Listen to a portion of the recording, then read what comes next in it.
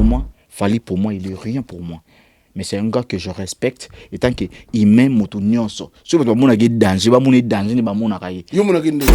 Quand on a fait bon sang bien, tu as une faible commencement, tu as déjà ba KMS. Mais bango bazali ba seleo, bango bazali ba Fally déjà. Biso tu ba KMS. Beaucoup ta bangoti. Oh. Parce que le biso de tu as ba KMS, ba biso. Te me bino beaucoup ta ba seleo, ba Fally na succès. Ba ki biso déjà que tu as succès. Après faire, la seleo mtaïba na makasi biso. Na ba jeune ou ya bandal. Na milieu musical. Très bien. Ouais. Mais pourquoi, si on va dire vrai, bino beat musique hip-hop, hip-hop na Congo, mais il y a un moment donné, on dirait hip-hop bango chita. Bango ba revara biso. Pour musique na bango. Pour le public, le public va suivre, le public va y autant la musique na bango. Parce que ba hip-hop n'amba yekuna. Parce que balinga hip-hop, ba monike na visibilité ba nango, ba mo 500 moi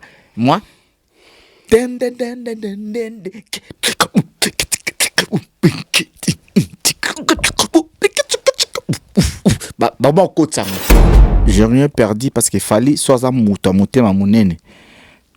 Hein? Alors, na groupe de tambola mutu toutes les fois la même opinion avec qui mutu super baketi elo pour le beza mabe. Mutu toutes les fois bakaki non ah fallait danger parce qu'on a succès bien non. Moi je reste radical en plus moi je suis un rappeur putain. Et mais le bon mabe trop pour la Fally. Non, ils a kanda. Mabe. Te. Kanda ils a rappé na famille beaucoup za.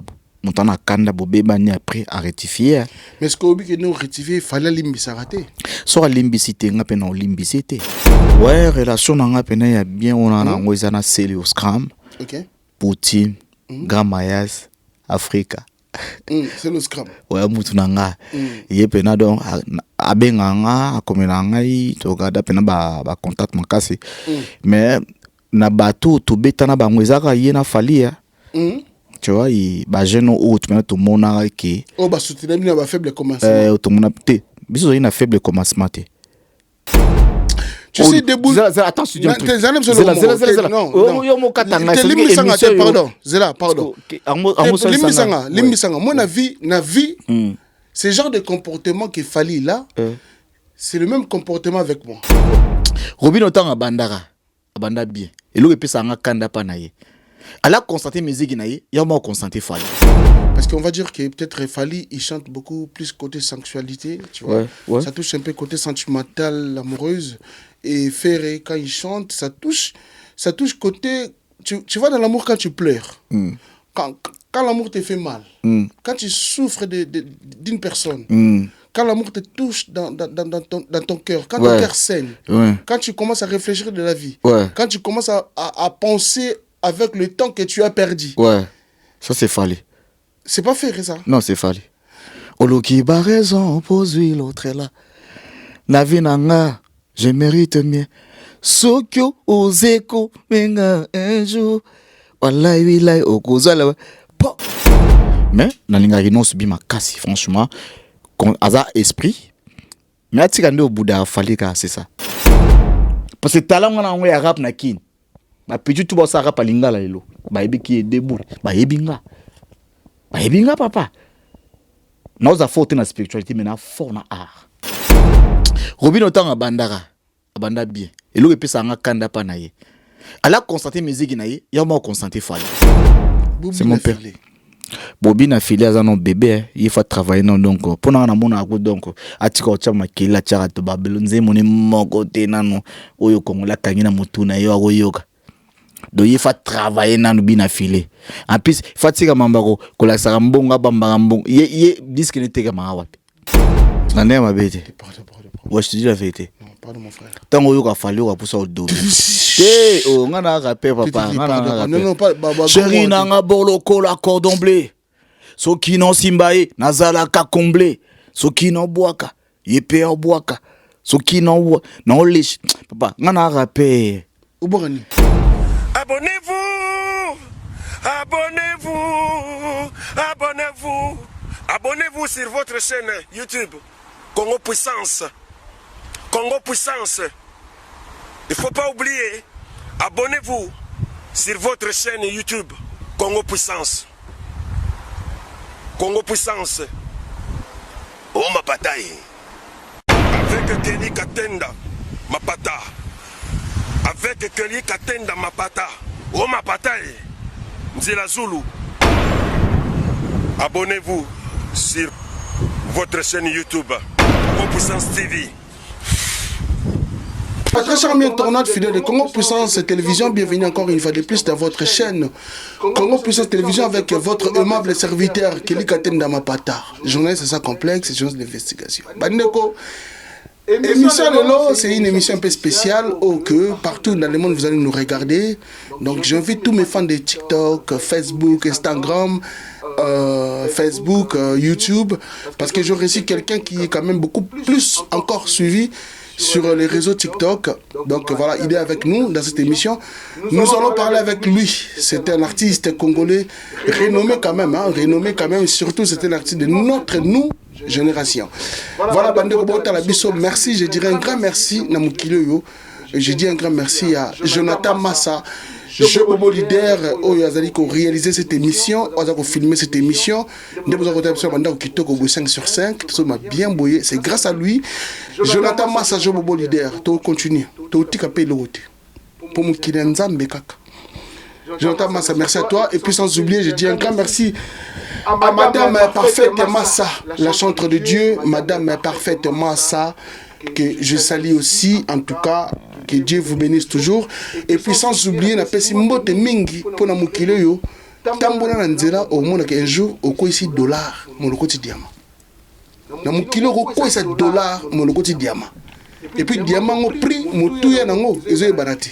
Diamant kaka. Ndenge nzambe na mukile yo atindela nga batu. Oyo bako usunganga, o basali sakanga, o bafanda kana ngai, o balinga na mutema na bango mobimba. Na pesi mbote na ya na propre ya Alexis Zaza. Ya Alexis Zaza na peso mbote ntika nzamba za na yopo uzabe na diamant na lokoti ta na ko ici dollar. Na pesi mbote mingi na ya nanga ya Didier Malembi, le Yuda, l'homme anonymat, toujours anonymat. Il reste toujours anonymat. Basala ba plaisir na bango. Mais sauf que bino, vous avez la plaisir na po boa batu. Ya Alexis Zaza, je te salue mon grand frère propre Yo Yebi, toujours et encore, il y a Alexis Zaza. Merci beaucoup. Donc, le véritable roi des blousons. Le véritable roi des blousons, Alexis Zaza. Yana Kati. Merci beaucoup aussi à Pati Niembo, papa na Pati Niembo, papa na André Vita Niembo. Pati Niembo, papa na André Vita Niembo. Yewana Pekaka, papa ya Zana.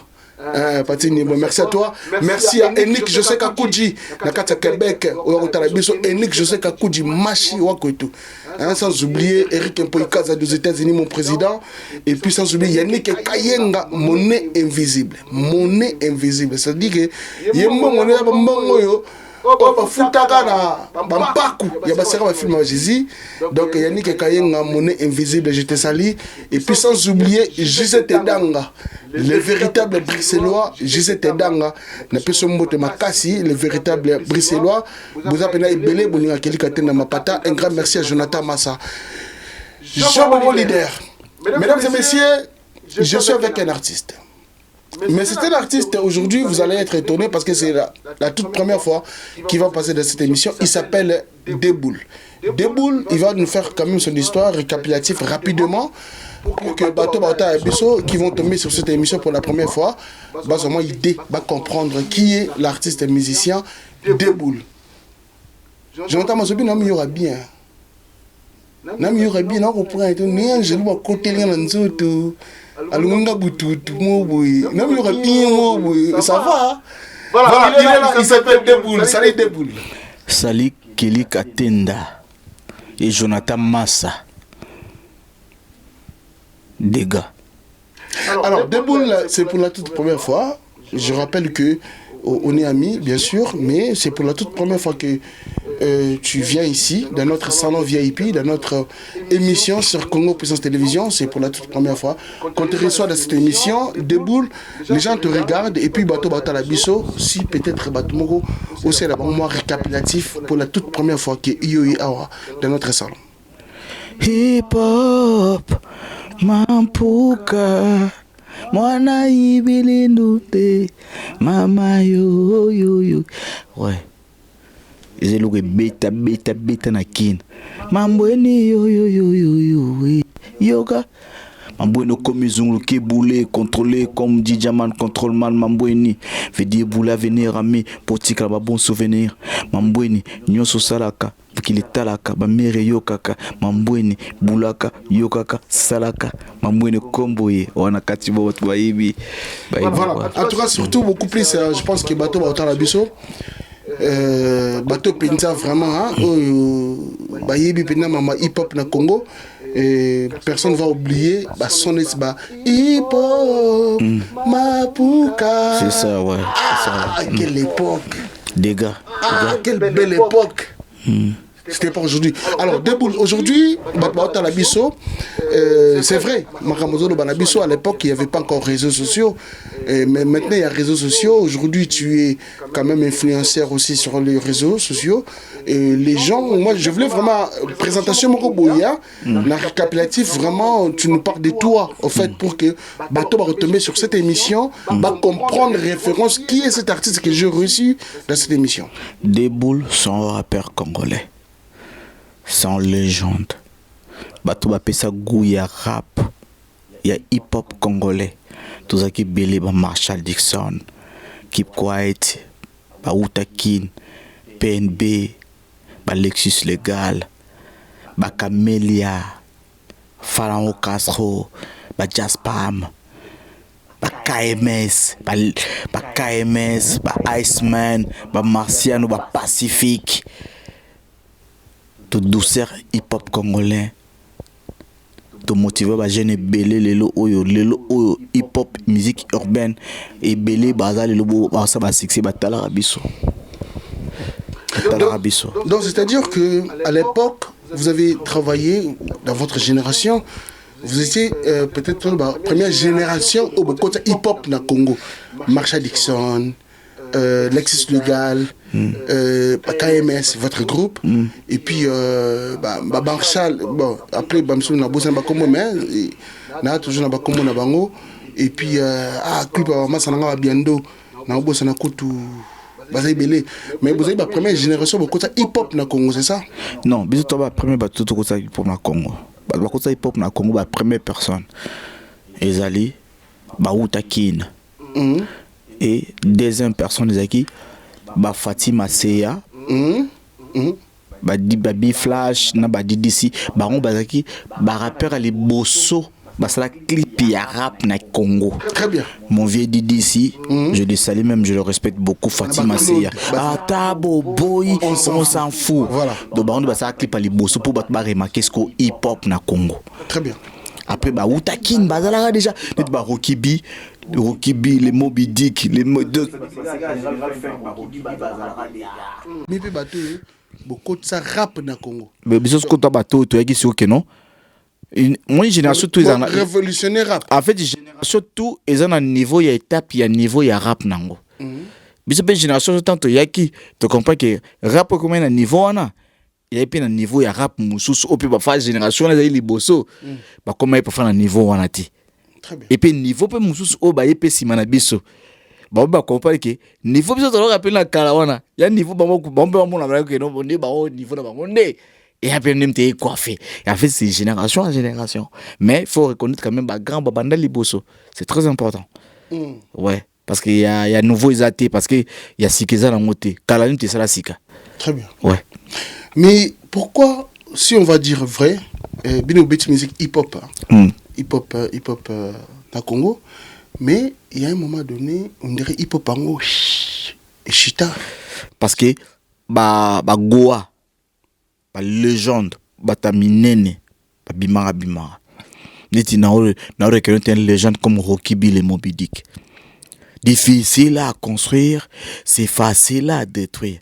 Balinganaga na molaye. Bakabwanaga na mokose allez pas supporter allez ma checker ça ce que vous voulez que batouana par rapport parce que dans le groupe nyonso ezarana leader. Très bien. Groupe tout ezarana leader c'est que ça li que yi ayara poto a ba visionner mususu atikala c'est que azena ba connexion mususu oza ça que soit azali et puis ça peut ba misusu wana pe pour ba comme na niveau mobo aza souté et biso pe ba KMS tangu pe tozui jenda poto to longwe kin to ye parfois il y a des bâtons tout banoko kiké ba rappeur makasi mais parfois motivation na ngai eleki moto rapper makasi kolekanga parce que faut pas qu'on différencie faut y pas qu'on différencie motivation na moto na talent moto na talent en négligent. Est-ce que vous comprenez? On a talent, mais à comment on a place mon côté, au parfois yo mutu, au ton a talenté, au fond quand même. Et c'est ce que yo za souvent été. Et ta talent na épée ça nini, et mon on les soucis. Et comme étouffé. Et comme étouffé. Très bien. Est-ce que vous comprenez? Négligence. Négligence, ça veut dire que moto sous moment na keno, na boye minzembo, on a succès belé na nzembo, mais parfois pe. So yo zate wana, talent na yé comme un peu compliqué. Parfois nga mon pe na banda comme yé bango tepo na bi ke to ba master to mi linga na ndenge to linga na amour na biso mais parfois et comme à compliqué parfois yé monde à comprendre après y a un monde visa un peu compliqué y a monde nga na linga o matsa mutu ngo kitsa mutu na zo surtout na ndenge moko ça dit que ba force ezaya makasi ya hip hop et kenda o etikali wana ba pecho amoni ke no ba linga ngo mais il fallait que biso ko ba to biso nzamba pesa wa kokito ya pour ba sponsor ko ya minene wana moi stade de mati wana ba rapper ba robetango wana ndaive nanga oui biso ba rapper to robeta stade de mati etonda siko pourquoi etonda robetango biso mote biso nios biso ba rapper to leki batandombolo ne beli po bango ba revara biso fo bo sangana nde kasi fo sang po bango ba revara biso po musique na bango pour le public, le public va suivre, le public va y autant la musique là bas parce que hip hop n'amba yekuna, parce que balinga hip hop, ba monique na visibilité ba nango, ba moi 500 moi,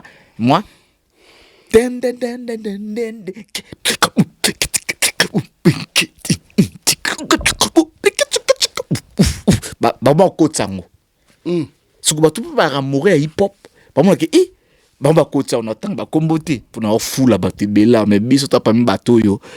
Papa biso na ba mingi te mais ça de mati wana so ba rapper ba sangani bango tout ba na kin ba tout ba sa musique ben ba buka voilà de boules. Je rappelle que les lots peut-être rap et changeant na kin parce qu'on a une autre génération génération peut changer aujourd'hui tout on a ba petit monsieur ba na ba simana bino bazali to ba jeune frère na bino to ba collègue ba ami ou ba na simana bino donc bazay belé on a aujourd'hui peut-être ba gali graveil est-ce qu'ils font du rap? On a aujourd'hui dit Gaz Mawete on a aujourd'hui Inos B est-ce qu'ils font partie de la rap ou bien bah moderniser rap ou bien ils sont toujours dans votre même lignée? Non neti Gali Inos B nana ni sotangi Gaz Mawete en fait bazabat balinga hip hop en fait il fait partie de hip hop en gros balinga musique urbaine et ce que balinga musique na bango ba bzi ba kena una urbaine en fait musique donc ça urbaine ça rap c'est nous.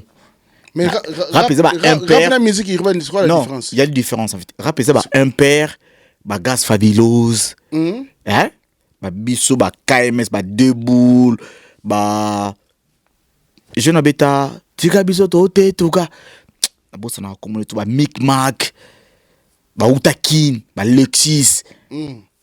Ba Stors Inc. Donc ba rapper de bango wana. Mais bango bazasko ba yembaka.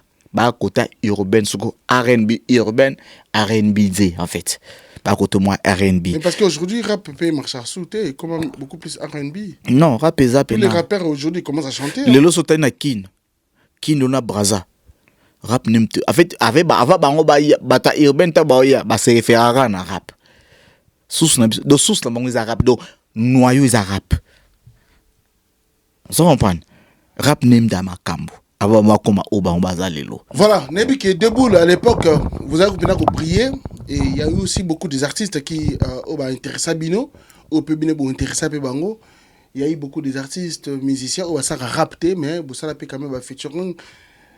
Quelles sont aujourd'hui votre relation avec des artistes qui vous ont soutenu aussi pendant des périodes où, on a besoin d'un faible commencement, aujourd'hui? Ouais, relation nanga pena ya bien on a nango ezana seli au Scrum. OK. Poutine, Grand Mayas, Africa. C'est le Scrum. Ouais, mutu nanga. Ye pena donc abenganga akomenanga to gada pena ba contact makasi. Mais na bato to betana bango ezaka ye na fali ya.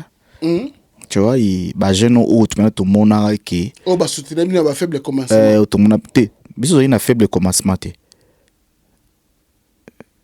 Faut qu'on ait un bon sang bien. Tu as une faible commencement. Tu as déjà ba KMS. Mais bango bazali ba Seléo, bango bazali ba Fali déjà. Biso tu as ba KMS. Beaucoup ta bangoti. Oh.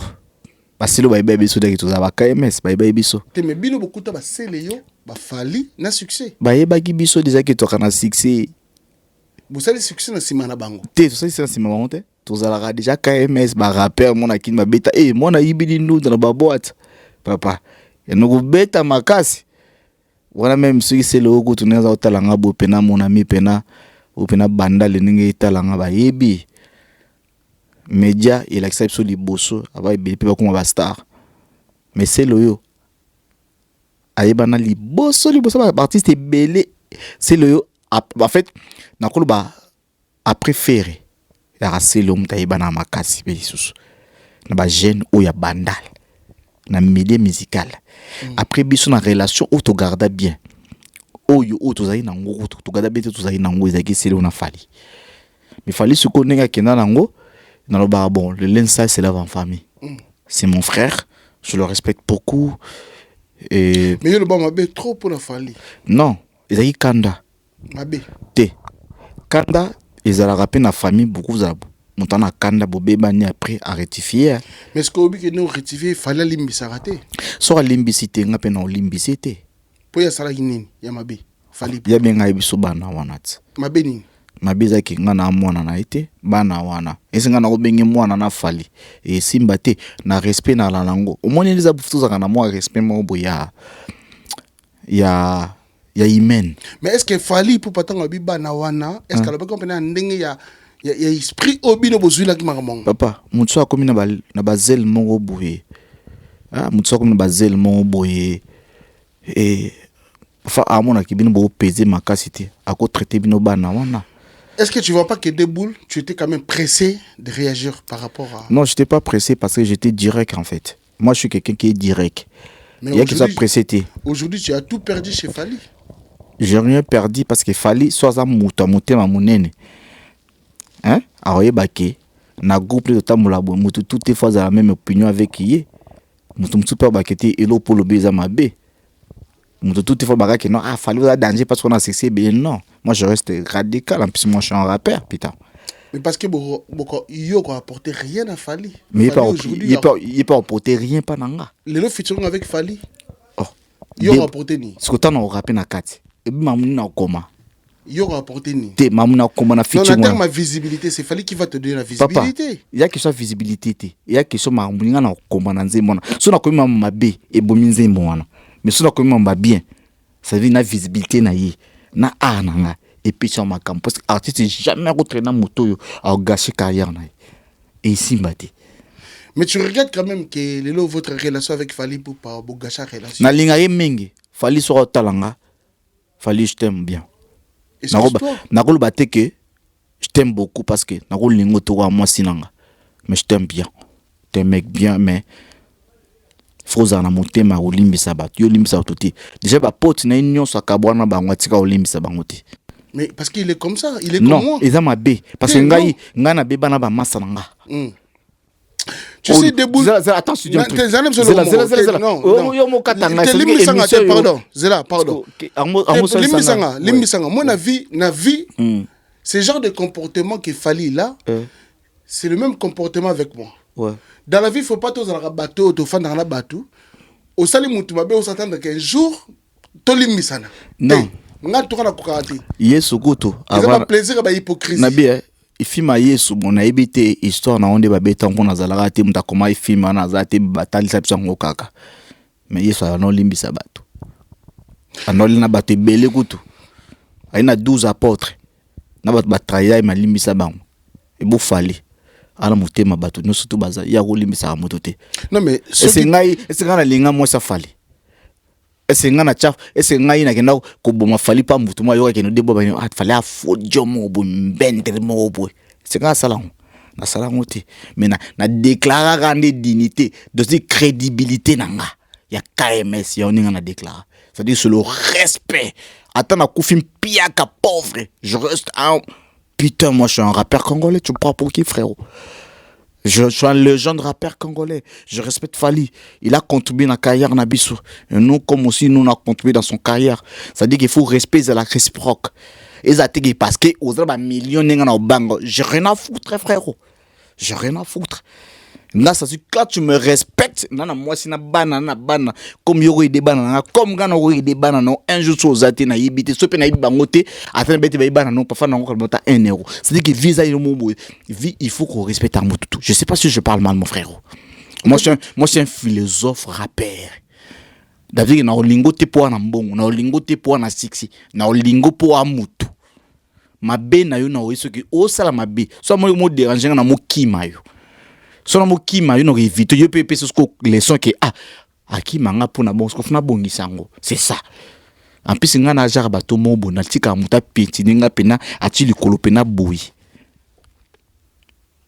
après na moni que o amo lexa ce que na oya pa nae fallait c'est un mec bien mais ana kanda mo ya mabe émission na été émission nanga ba question no to tunanga parce que au mona marambuleka les dernièrement na to sala vidéo moko bonabi ouais ndenge nini ngana obimsa clip na ngai et tout banini mais j'ai eu des gars qui ba benganga bato ba benganga papa ngana yuma te ngana noko oh déjà na tambola na batute ça dit soit vraiment noko tamona batute lukanga so tamona bato seke tempéré mais siko il y a des choses en bon, on débat,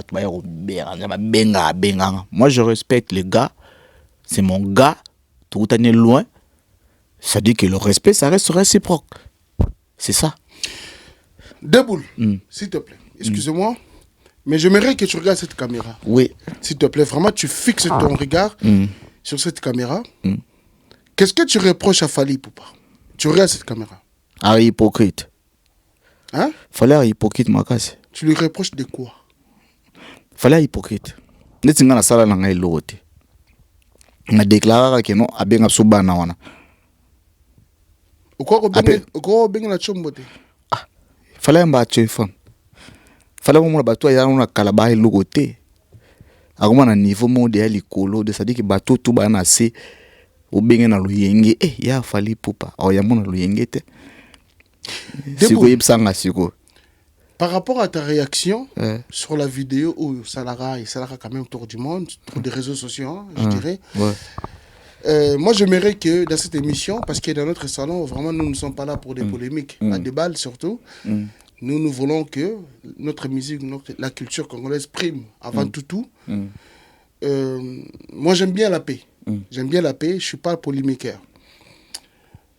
Est-ce que tu peux te dire que bon, voilà, les Cameroun et les Kaka, t'as une super réaction, c'est pas ça qu'il fallait.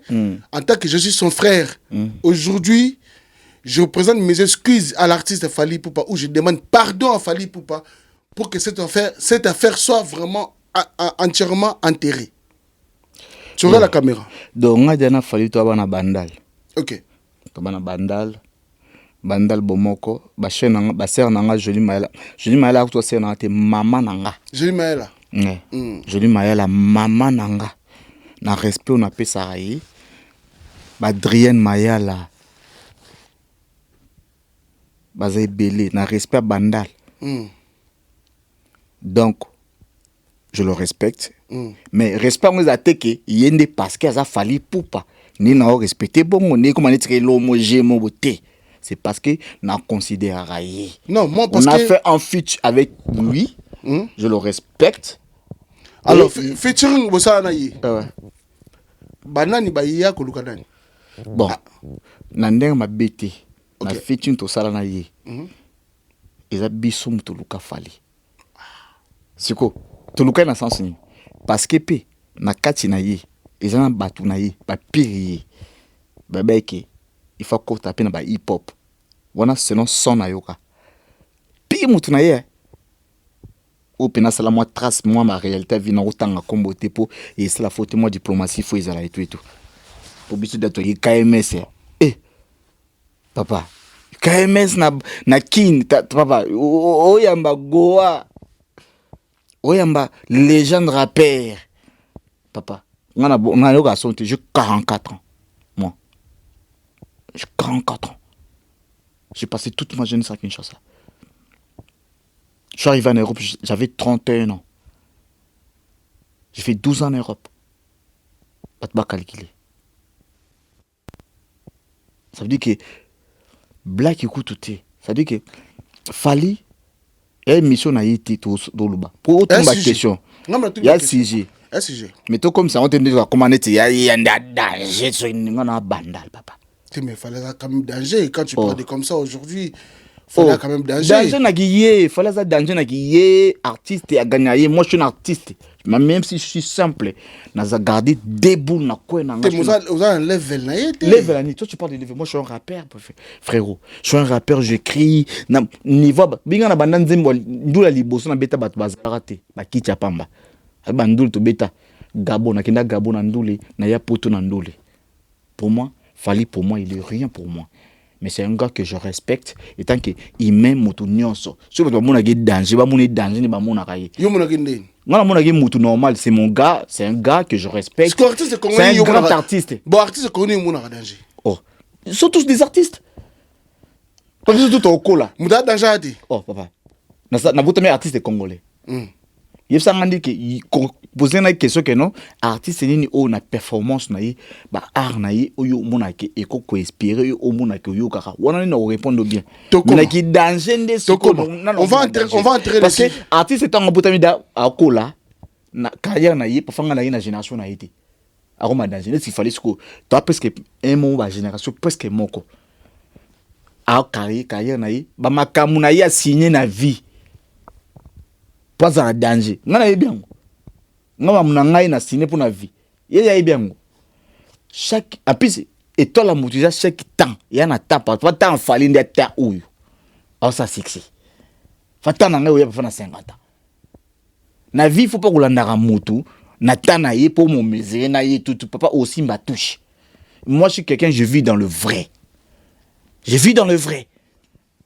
un euro na yanga je compte artiste à danger les artistes à zati surtout on a talent il y a une performance il y a niveau management na niveau spiritualité niveau science il y a un ça là que artiste à l'ego na niveau c'est le nini soyez pas simbi babilo gwana wane ko mi niveau na yo parce que talent on a rap na kin ba petit tout ça rap lingala lelo ba yebi ki debout ba yebinga papa.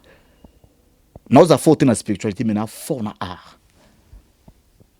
Mais l'art est nzambe, oyo, nature, o mama boti makila ni tangaki. Jamais nous retirons baisser brananga pour nous montrer que kende. Écoute, je respecte Fali c'est un bon homme. C'est un gars. Parfois, en plus, il y a un baboué. Est-ce que il y a un baboué? Fala les gens les logotés. Mais il y a une émission au baboué. Alors moi, on a dit nei farata moboué et ta djonga les gens c'est loboué.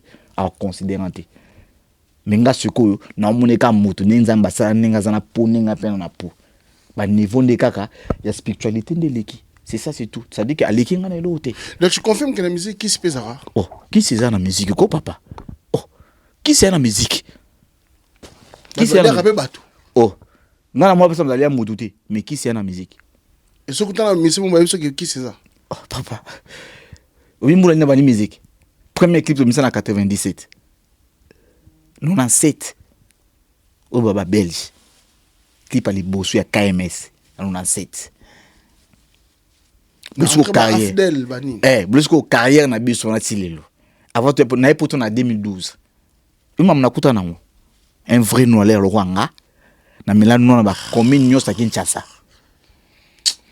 na mel papa na mela diama mais est-ce que mela no est un air que le na TV oui na mela no na ba commune nyosa Kinshasa papa on a bango mais celui ba esprit na kuta nango obi batu na kuta bango ya game ça dit que y a un ça peu inspiration na koma obima libanda buna yo na banganda pe na tangwa bitumba kaka yo ndezo banda ozo koze badega koyiba kozokisa okoyoka likambo te bilandalanda famille mona pasi bapara basila koloba mama na yo se kolela yo mokonza kolona na kwe bisenga senga via matolo bimela mela supu na tolo kwiti okoza nyongo famille yo kima we futi ochezemi owangani nani akobokola yo kasi makamoni na okoma ngobufuna fana banani funa fana pena libanda na mwana na bien diki na tanga na iligo na tende la gombe mais réalité a via libanda puna koma oyo ça veut dire qu'il funa vivre libanda puna koma c'est pas donné ça c'est sans rappel ça dit que un artiste réalisation na nini réalité ne za libanda za nanda ko éducation na ndako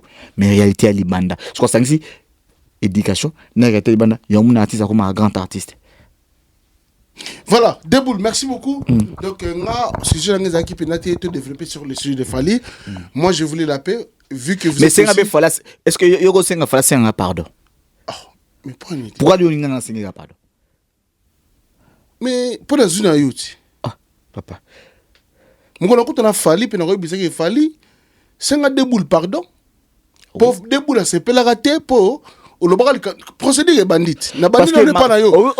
Obina ba logo parce que e ngo pesa nga kanda parce que e logo ba te ba tout na moi ça m'énerve. Bo pesa opportunité, dire que bo comment pesa opportunité na moto moko boye qui n'était pas cher ou les congolais nyonso na Kinshasa. Non, quand même et comme musicalement peut par là pour moi je suis un rappeur congolais, je pèse aussi beaucoup mon frérot. Non, mais tu pèses mais je pèse même si j'ai pas les industries, des maisons de disques et de labels et tout. Mais non frérot. Parce que sincèrement Nabi que vous êtes des amis avec Fally, vous êtes tous des natifs de Bandal et tout. Vous savez ba featuring boyemba. Mais aujourd'hui au jour d'aujourd'hui, Fally Poupa n'est plus quelqu'un autour de Sonika Boui quand même. Il est quand même Fally Penda Fally. Bino de lo boma bino bisu grâce qu'on ngana rastaman na mutu nanga. Moi je suis un ja. Ngana ja. Boma moto na Fally. Boma. Fally c'est mon gars, je l'aime beaucoup. Voilà. Moi si nanga na ndaku ba vidéo toi ça dans TikTok et Anzimbo Fally. Alors voilà. Ça veut dire que moi avec Fally Limbisanga, on passe à autre chose. Yoka, on va pas traîner sous le nom de Fally, mais ça fait trop après. Fally ne fait pas que ça batunaye ba ko benga nga ba sanga ke. Batunaye ko. Apek ça banga ça que non. Bo benga sou Jonathan ya garçon te voit et tout. Pourtant nga na Fally famille nanga. Comment tu vois l'évolution de Gali Graveil? Très bien artiste. Très bon artiste. J'aime beaucoup aussi. Gali sozo la nangai petit nangai déjà na babenga badwa petit na TVT ayozo boya babenga rabino bana wana yozo benga badwa petit Gali na lekale musika Fally abenga bino bana yozo ekara musika te Gali ekara ya musika makasi papa ngoinga tambe ni ba mini TV Gali balongona parfois balatsa bilamba po kenenchik c'est ça les problèmes maintenant c'est ça les problèmes na 97 clip à liboso na da Déboule comme on a la télévision congolais tout ba talent Gali azayi wapi parce que yesa na lo ba lo ni bien pour na ye et tant qu'il y a les gens de rappeurs congolais mutu abanda urbaine non de ce évolution comment tu vois Gali Graveil ça promet pour demain ça promet déjà lo na parce que katsinga tant a participé qui na Vodacom azaki ni des stars pour na moi deux clips na déjà comprendre man man na sipela na ngoma kasi et du coup nati le collé a sous-estima petit wana a moni na Vodacom petit na danza mbasala ye a na forme mo boye ndenge nza mbasala ye suko moni so la tina ndi azo boudé na ye tout et suko na tabi yozo boudé déjà beaucoup no starté azayi da star ayi muta urbain mutu na biso yone nati wa muta urbain ti. Pourtant Nati c'est mon gars, mutunanga Nati le collé. Tant ya poto Nati le collé, tozala ngai Nati. Na uti par otala mominanga mama wananga bosona bota na Lubumbashi et na ngambu nango nini terrasse na ketchup. Je respecte la femme de Fally Poupa que je respecte beaucoup. Na respecter ma kasinga na maman wana go to black it. Je respecte la femme. A maman nanga na ketchup et na katsa na ngambo na moni na tilo collé Fally Poupa wanto yoka na bena Fally na cha ibisi ba ke poto lobby ah bon tovanda tomela et tout. Au moins on a ce que le pesa nga kanda parce que on m'a embusé belé futo loba mais fallait na kanda na été. Voilà. Fallait na kanda été abenganga. Fallait soit numéro na abenganga. Pour nga so benga ya manenga te. OK. Abudenga. Hein? Abudenga so benga ya mate. Inosbi aujourd'hui. Ouais. Qu'est-ce que tu en penses un peu pour Inosbi? Inosbi a un grand esprit. Grand esprit makasi. En plus bolinga mona rebo na lela ngomapé. Nesi bolingo na yo na magali acidov. Na mona yega luwanga na acidov. Rebo chulu la linga rebo chulu makasi. Na linga rebo pourquoi? Parce que premier clip na bimisa avant ya na abeta na BM Killer beatmaker moboy. Ni nani? Rebo. Amisanze moboy amimbi loko na mutu na zamba. Ayemba vraiment on voit bien faut que tu sois d'état ici mon makasi côté ça parce que na linga ba yo kaye ayemba bolingo mais est-ce qu'il y a beaucoup mingi ya ko bina mais côté so ngana d'état ici na focaliser pe côté ba yo kaye pe ce qu'on ayemba pour azala ba shilbalube mais ba ngoto baba ndindi ba inosbi bana ara na robo ya te bana musique mais okomona ba ibini ba okumbela mais biso tout même vision tu vois se dire nako dénigrer pété vision na bango ça dit que ba artiste le kwanga mais na linga renonce bi makasi franchement aza esprit mais atika ndo buda falika c'est ça. OK et gaz ma wete gan moise olinginine baby olinginine bezanga tabanone nazomba ngaso na hipo iti mina poja gads ba wete asenze monguzane olingi nini gads ma wete na linga makasi monde a perdant moi aina tant misa nzembo olingi nini azaki na aina loko mo makasi on dit a perdant moi mokie et puissance en fait. Bon ils a marqué coach ba to bazala na yi et tout fréquentation pesos très bien faut yeba du tout na ka na loba mingi te entre parenthèses quoi c'est ça. Et Robinho Mundibu Robinho Mundibu siko na mona kai ça na mona kai en fait na vie Robinho tanga banda bien et lo epesa nga kanda pa na ye ala constater musique na ye ya mo constater Fally et pesa nga kanda fort comment yo les artistes ou se focaliser ko sa be mission aux alara au kamba mais toi soutenir un artiste non nga na répondre ba question Fally parce que pour la vidéo wana ndé na répondre très bien mais c'était pas ça nango zapper ma billet parce que c'est mon frère nango ngate yo muninga ba question faire pas zalit pour nous ba faire est-ce que nga bien affaire te donc parce que justement nga na tout na paix bien affaire était mais pour nga tout na paix différence Morizali en tant qu'artiste aussi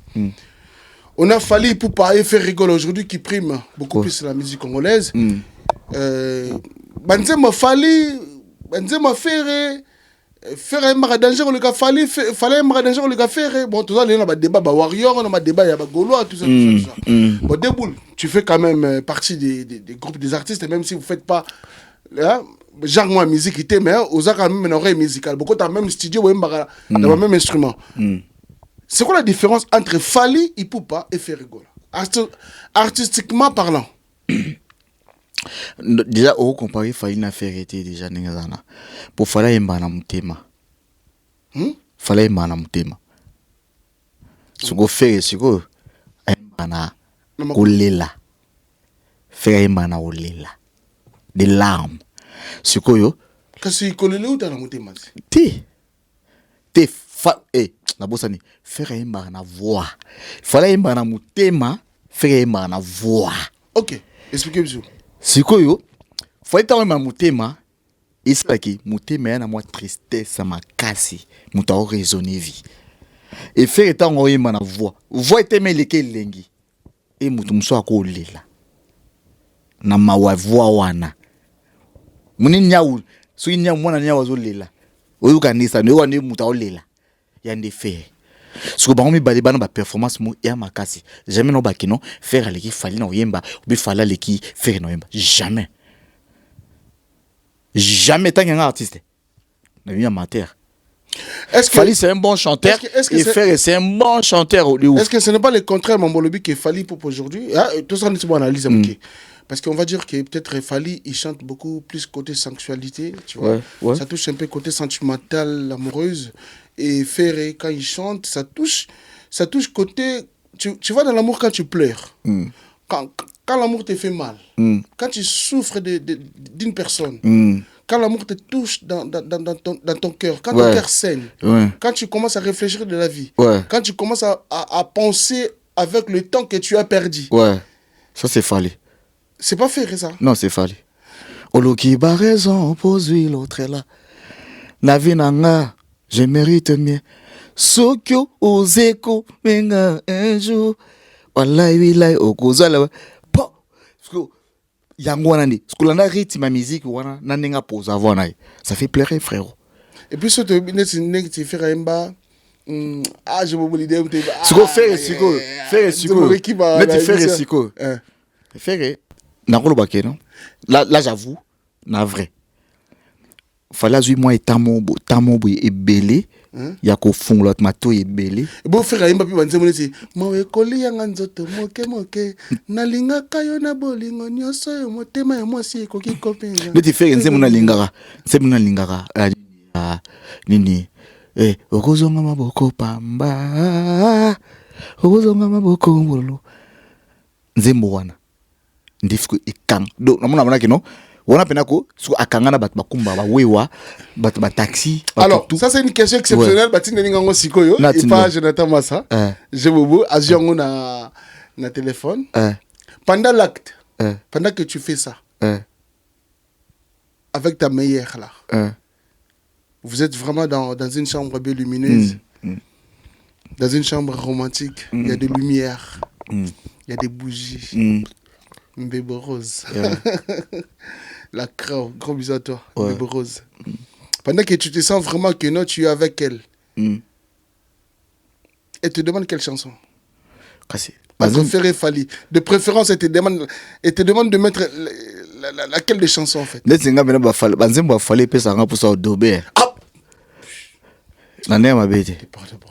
dis la vérité. Non, pardon mon frère. Tant que tu Fally, tu as au double. Oh, on a rappelé papa. Non, pas. Chéri nanga borloko la cordon bleu. Soki non simbae, nazala ka comblé. Soki non boaka, yepe o boaka. Soki non lish. Papa, on a rappelé. Oborani. Soki non beta, non yoka gu, alingaka nasala kango. Obeta nini po violent. Nasala kango tout doux. Soki non léché, ye o lâché. Ngana rappel. Ça veut dire que na komara banzembo nanga par rapport. En fait, un artiste. Bon, so beta nini. So no beta quoi. Est-ce qu'il y a bien beta moi aussi? Oh papa, kobeta moi si kobeta moi kobeta ya amour. C'est normal. Kobeta amour ene. Oh do bête. Ah tu papa. Oh papa. Yo kasi ke nga pena neza bona osa semblant neza la pena boy. S'il te plaît mon frère. Non papa. Banzembo Fally tango yo kango ka posa odobe. Mais banzembo Fally ya faire tango yo kango. Yo ate banzembo ya faire tango yo kango. Ozoka ezo peso ba message mo petit mo luko komile moi message. Oluka bo mesko pour ni ba ya pas seulement est-ce que non. Ba mi balé place ba bunda yango wana. Déjà ba mumi balinga ko beta. Parce que momisko abezo que no wana ko ambito ko sonzimba Fally. Dega papa. Nane ma bête papa. Yate na critiquer Fally bien na diminuer Fally mais c'est déjà une bonne chose papa. Nane o sakanate. Ah oui hein. To bomba eloko ebo tarabiso. Siko eloko ça biso to bima na mokili to bomba ngo. Nini ngo? Kasi babo tarabiso ba maman je le respecte beaucoup ba maman babo tarabiso mais arande beta to cha nde sala ke to bima na mokili mais beaucoup de respect ba maman ba bimsa biso parce que 9 mois ba na libumu. Ils a blague qui fait rego peso pour ça maman lo bande. Te nganza ba faire peso pour ça de bete ya Fally. Ah tika ko ba gros mot mon frère. Ya solo ne ma bete. Te ba gros mot s'il te plaît. Te ne ma bete papa. Je te dis à solo. Tout ça quand même la télé, c'est un grand artiste. Oh, moi je suis un rappeur, qu'est-ce que tu sais? Moi je suis un rappeur. Rappeur le but qui n'est pas gros mot. Et teko. On a un rappeur. Gros mot il a raté. Un artiste sort son album. Ana banzembo oyo, et qui non batum suba oyo, quand suba oyo kate, c'est comme ça. C'est clair frérot. Donc toi tu préfères sur ça ba kamno no zolu bawana. O banzembo ya Fally. Suna wana momi na ngamuna na banzembo Fally ça double fort. Ah tika ko mon frère. Bon banzembo héritier ka c'est OK. héritier il y a monsieur le chanteur, ça dit banzem zo yo ngove afo si mabakaye ba big ba bible oyoka. Héritier amuta intelligent. Ça dit tango yoka ye tanga moi bible ba mo ebela zo akuna pe ba livre belé otanga soit muto oza mayele otanga o se retrouver pe belé. C'est héritier peut se reposer à maman lo banade. Tete héritier maman te. Apa mbilinga nde so na yoka ngo et puis ça ngaka ne poser ya bolingo. Ça dit que ko dobete me bolingo. Ah, déboule pardon mon frère. Bolingo normal obi que non. Bilinga love est comme bilinga et tu ko tu maintenant c'est eloko na mélodie fallait abenga ta ça ne fichi wana poser rap makasi wana ça va bien makasi. Beau Kofi. On a légende. Papa Kofi. Papa Kofi. Est-ce qu'on peut savoir poser les signes? Pourtant, on va poser tout déjà. Te Kofi sikoyo, ye sikoyo. Pour son bota. Kofi n'est pas wana. Le monde Kofi. À sauter au niveau tout. Yes quoi déborder au niveau. Et comme to bota. Ça veut dire que yo bobo taramba mo. Boleki maramba préliminaire. Bobo takapo. Sko omona ki wana mwana o senti pe valeur ya bolingo o mutu utine o botina edo Kofi kwa vanda do papa. Ya papa. Ya blague qui te respect. Papa Kofi Olomide. Je te respecte, je vous respecte beaucoup. Je te respecte beaucoup aussi. Pour moi français moi passé hein. No bata moi français pas Kofi Yokanga. Je te respecte beaucoup. Obesa mama na mana comme Elisa. O imanze mumu. Oh ma Melissa. Oh mame maman nanga skota moi mkana yo kangu belé. De place qu'on a respecté yo. Na ebité papa Kofi donc. Papa Kofi papa nanga. C'est mon père. Bobi na filé à non bébé, il faut travailler non donc pour na mona ko donc atika o chama kila chara to babelo nze moni moko te nano oyo kongola kangina mutuna yo akoyoka. Donc il faut travailler nano bina filé. En plus fatika mambako kola saka mbonga bambaka mbongo. Ye disque ne teka mawapi. Pour mbongo wana zo wana disque ne teka mawapi bina filé. Yo ka problème te. Ateka wapi bon ateka disque wapi ya les na succès bina filé tu n'en es ma bête bon nzembo nini na succès na itaka na bina nzembo nete ya yoka hip hop mampuka ayoka mambo na tala ngona fali pupa tala basele basi mi papa na star liboso na yé déjà ya bina filé na kititi mais faut travailler dire. Ça dit que balira yaka nango la sambongo ba voiture belé et ngomona vana poto na permis na onté na tamona makona zo ba train et tout kosoma voiture na osombango na kinde ba voiture ba bambela iso ba sala ngani yo na tala bon mengo mutu oza jalousie na ngote menenga kena nango na mona ke non na mona rembe na mona ko jope na ko akemba makasa nga prouver bato ba mona ikazene logote a prouver bango ce que le pesa ngakanda musique de yote kama te musique n'était kama papa. Na Congolais ni na somba la musique papa boni boy ko to ko internet. Tonyo soza na problème et alors. Na somba musique na. Papa na maman oyebi nze bongo. Bosko na bien musique na ye. Nde somba c'est pas voiture na somba ko na Kinshasa. Question na Tonyo. Concert belé bien fait. Ah papa tika.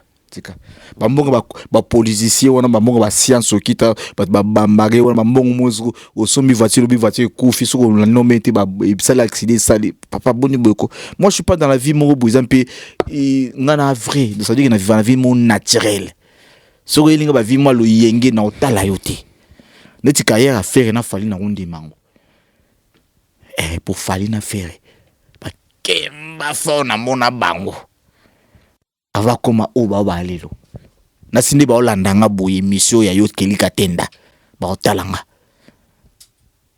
et il mérite ça a plus ba série bango ba oyemba pour ba koma obeta no kisa munene papa tabo ça ba blague bongo na mo ba star lelo biso de vivre bango moi j'ai 44 ans na ko ça te na ke 50 ans janvier na âge na ko ça te ba obeta na google ba monango. Voilà, déboule en tout cas ngai on a fait en face na yo. Nazo ko saoté. Naza quand même na témoignage pe malamu parce que au moni tango yambi mutu, faut quand même reconnaître ça. Parce qu'à l'époque obino bo sala ba succès wana. Bo pese so ba posa ko ta basket na ba jina minene. Yo kini na batende la Gombe. ya okende na ba alliance franco ya okende na ba ko beta ba basket na koma ko basketteur na ba rap na bino donc c'est grand rap et na ba basket et ma belé. En tout cas, franchement, on a aimé l'émission parce que on a des souvenirs. C'était notre époque, c'était notre génération en fait. On a grandi avec votre musique aussi, ça nous a fait vraiment plaisir. Voilà, c'est la TV au Kaka, hip hop, mapuka, hip hop. Allez, baluga. Donc, en tout cas, vraiment, ça fait un plaisir. Mais par contre, c'est vrai qu'aujourd'hui, carrière, ils ont pu se soutenir, ils ont pu savant. Mais qu'il ait changé, comme il a poté, engagement belé. Mais, juste conseil, de changer un peu tes attaques, ou travaille beaucoup plus encore, et ça encore bien, ou bien, ça la moins rap, il y a méthode à Kilelo, et ça encore super bien, pour que ils allaient bien, surtout. Mais au beau année, le 23 septembre, concert, on a vu sur le 23 septembre, concert, mais encore une chose, tout le monde a pu featuring Bossala, Grace Mbizi ou Kocha, et ça a pendant quelque chose de très très très très bien.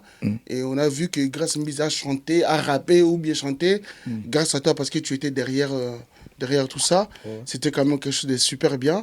Et puis, une chose encore, moi, comme ma question, Albinanga, quelqu'un a tout nous déboule à comment trop TikTok avec sa femme. Bien sûr, Magali Asidov. Oui, c'est de côté logo.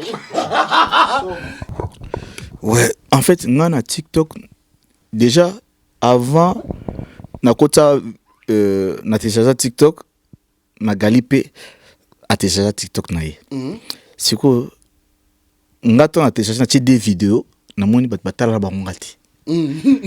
Elembisanga na si Magali on peut TikTok la tira vidéo ata mutu mo tikuta zo mona nga bondeni on faut insister des vidéos tu vois bana bana ya wande balara après na bon na bana renforcer ba vidéo so et c'était jour mo boye na cha ba vidéo musique ba ki parté ba bon ça kala na ba bora sika tout jour na cha vidéo mo Magali vanda likolo ya four na biso ya réchaud ya four pena quoi ya la vanille na yona ngasko no bakita moi ça boy ki to quoi boy bon ça va black ba nini moi ça botela nga mwana na ça ne black funa respecter a moi ça botela nga mwana funa za ne bien na vie na papa ta na balance vidéo wana et ça la makambu ya osanati bana basi nenge ba commenta vidéo wana donnant moi et beta ba millions de vues nabi oh donc nga tchaka musique na ba qui partait sur vidéo na tio na ko so Magali ne bin botala nabi bon ça c'est une bonne chose ça dit que nana art mo boye ils en dehors il y a musique ils en lo mo bo oh il faut na orientango je trouvais qu'il y a une étoile mo wana après ce que nous continuer la vidéo qui basi oyo obotina ye il faut payer sa valeur. Pour me balayer bazara boti na moi si mon zone négligé pourtant moi si on a mis 9 mois à Kembina yo ba souffrance ça nango sikoyo yo comme négligé okolunga sous petit mo bomusu sou bois qui sié et pourtant il faut payer valeur ba ya musu ba vrai hein au mona après ça moi si nanda ko magasin na bala libanda mais moi si nanda ko ça ne blackiti des mecs qui sont comme ça à respecter moi si nanda ko peu importe au beta libanda. Mais baya mususu ko ba bossa naka ebele po basi baze ebele ko leka bisu mibali enga siko na tala bi il faut na kumisa siko moi sina na boti na ye pena za la fidèle envers ye parce que bénédiction monsieur ya na vie tant vous a fidèle na moi sina yo ya ndako mambutu faut que frapper porte et font amela yo peu difficulté tout muto bunso comme un peu importe combat au monde blaqué combat na mutalonga ote parce que on a respect mon pesa maman oyo abimisa yo pour basi babimisa abiso sur le respect on a appelé ça na no TikTok na so na audience mokuna en tout cas et je salue toutes les femmes au balinga sur TikTok na sepela na si so maman balinga tala yo si je na so ngolo bango je pense qu'à 100% tu as raison. Oui, à 100% on a raison. Malgré ba démo ba la après ba si mususu amono za na mobali na oza na moi sino mais azo ya ulinga yo. Il y a des femmes sont comme ça. Anika ya a faire tomber yo ayo ka go moi sona yo ka wana.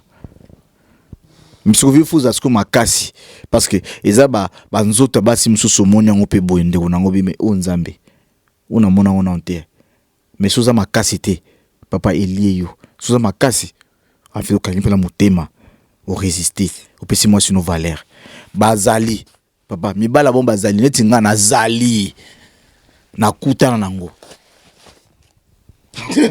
oseka ya sûr oh nakuta nango nalinga magali na makasi papa yo lobaka tuzora magali sidof agu ailenge mwasi nanga na lela ifo mama na Michael Bonheur mama lo banyo sotuka osolo bawana mama tuso balandi bamoni keno nalinga mwasi na makasi na pefe kutu mwasi na ngai na pesi vale mabana na ngai na pesi vale ke mwasi mo libanda kana luyenge bo na pesi ba vale mo wala kindoki tese kindoki uti pafa ba sankuso ye kwelinge bosa ni singa mwasi nanga ka boy jamais moi ça sali 9 mois na zemi nanga e bandeni na linge makasi oui mai mi chop na mi balizaka ivanda ate so keli ondi manga te ndoni ondi manonga te mais na pesi suku ser nanga mo boy Logan Darling Logan Darling c'est mon idée hashtag Madame Choukour na pesi skombote oui na ena ndeko moko boye to ba li solo beta li solo na yoga je t'avoue ça ouais na ena ndeko moko boye en tout cas partir faux zongo ouais ndeko moko boye ndeko moko mwasi ayiki jour moko boye abetanga li solo abetenga ba problème na ye za bonga mabe bonga mabe na yo kanga isolonga esekisanga fort ouais ndeko moko mwasi abetenga problème na ye abenga na téléphone papa keli ko sunganga tete ba problème na ngo pene na ebite na kufi kaka noto di mama kufa te problème zo na ngo nini penda abiente papa keli problème na ngo pene na kufi c'était okufa po problème ngo nini a expliquer nga problème na ye ngana bisi ndengo na mwasi na bi ndengo na nga na ko sunga na problème na yo mais na minute yo benginga problème nga na nango so na beteli yo o bandolela olobi yenga ye muta na problème ko extraordinaire na ebisi pe susu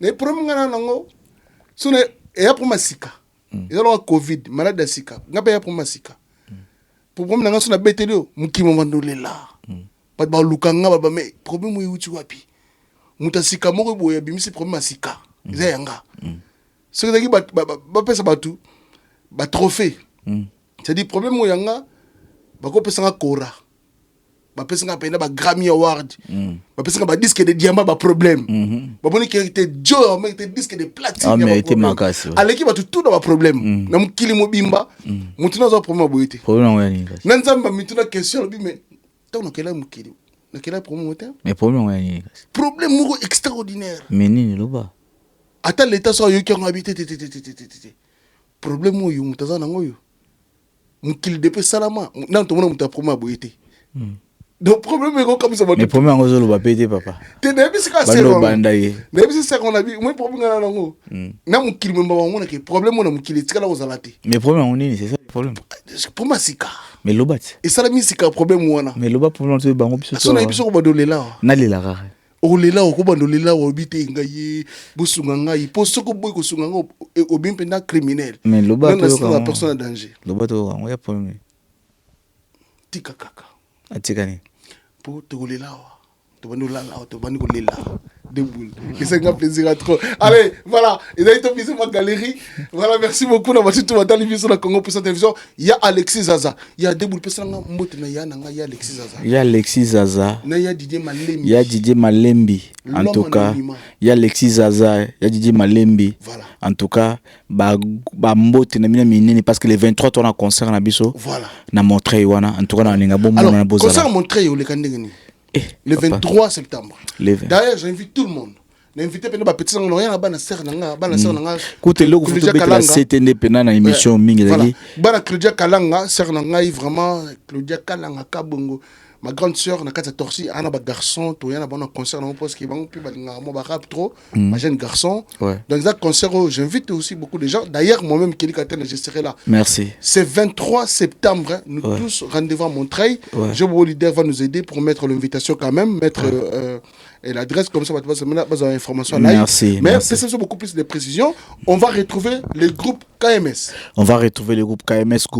groupe légendaire oyo basala pena époque na bango na Kinshasa biso tutoza awa moko nem tazangi na kin Iceman mais Marciano Pacifique de Boule on est là ça dit que ils en a Montreuil 182 rue de Paris 93 100 Montreuil ba ya wana ba retrouver les groupes légendaires KMS Kin Mafia Style basala ba pesa groupe ya rap tout biso to banango mais tu participes quand même na moi koni mo boy o ya rap na kill parce qu'il y avait aussi des grands balarades là donc boya bon mon a été belé en tout cas non bel c'est le 23 septembre venez nombreux on est ensemble très bien le 23 septembre on va trouver le groupe KMS na Montreuil ba ya pinza ba ko ça pété ba pena ba sous en fait ba c'est plus des ba Marshall Dixon.